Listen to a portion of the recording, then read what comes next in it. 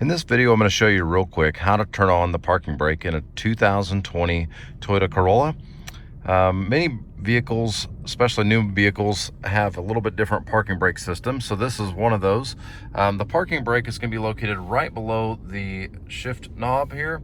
To turn on the parking brake, you're going to pull it, and you're going to hear something kind of from the back. That light's going to turn red. It's also going to show you on the dash right here that the parking brake is on. To release the parking brake, you're going to press on the brake pedal. At the same time, you push on this. That's going to release the parking brake. That light's going to turn off. Also, the light on the dash is going to turn off, showing you that the parking brake is off. If you thought this video was helpful, please give the video a like. To help us make more videos just like this, consider subscribing. Leave a comment with any questions. We appreciate you watching. Thanks.